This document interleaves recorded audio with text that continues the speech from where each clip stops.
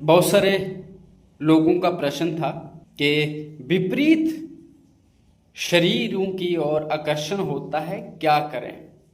ये प्रश्न बहुत सारी लड़कियों का भी था और ये प्रश्न बहुत सारे लड़कों का भी था।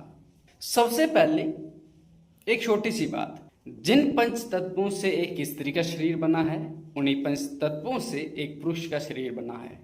यानी जो हड्डी, मांस, बाल ये सब दिखाई दे रहे हैं वो एक स्त्री में भी वही है और पुरुष में भी वही है। जो जो मेरी चमड़ी दिखाई दे रही है यही चमड़ी एक स्त्री के पास भी है, यही चमड़ी पुरुष के पास भी है। जो खाने का एक रास्ता है, जय मुख है, ये मुख भी स्त्री के पास भी है। नाक, कान, आंख सब जो जो हमारे पास है वही एक स्त्री के पास है। और एक स्त्री को भी सोचना है कि जो जो आपके पास है वही एक पुरुष के पास है।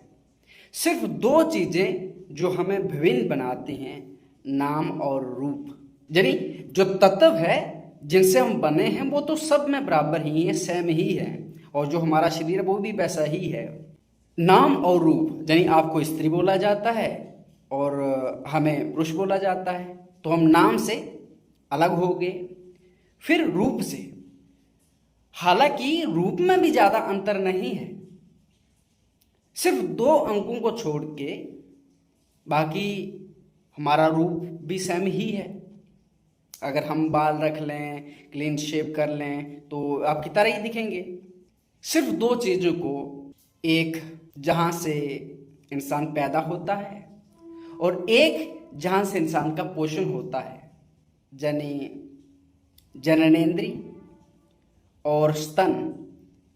ये दो मूल स्थान जो है ना हमारे मूल हैं, क्योंकि एक से हमारा उद्गम होता है, यानी एक से हम पैदा होते हैं, दूसरे से हमारे पोषण होता है। अब बताइए, ईमानदारी से सोचिए आप, जिस जगह से मेरा जन्म हुआ, जिस जगह से मेरा पोषण हुआ, क्या मेरा उसके प्रति आकर्षण होगा? क्या आकर्षण है बताइए ना।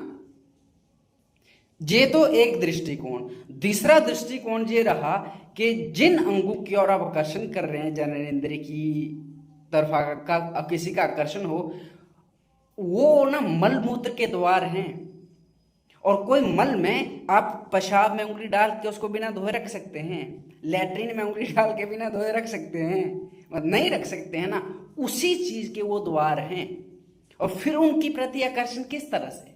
अगर फिर भी हमारा उसकी तरफ आकर्षण हो रहा है तो ये हमारी अज्ञानता है ना, हमारी मूर्खता है ना, हमारी मूर्खता है ना।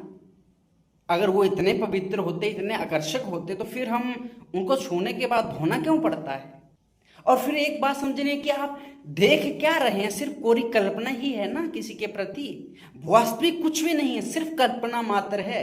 कभी किसी पुरुष को लगे कि ना स्त्री के शरीर को छूने का मन कर रहा, भैया अपने को छू लो, क्या है, हड्डी मांस देख लो, यही तो है, और क्या है इसमें, क्या है छूने वाला। और किसी स्त्री को लगे कि किसी पुरुष का कुछ है बढ़िया सा, तो क्या है, कुछ भी ना, छू लीजिए अपने वाला, आप समझा जाएगा। क्योंकि जो हड्डी मांस आपके पास है वही एक पुरुष के पास है, और जो पुरुष के पास है वही आपके पास है।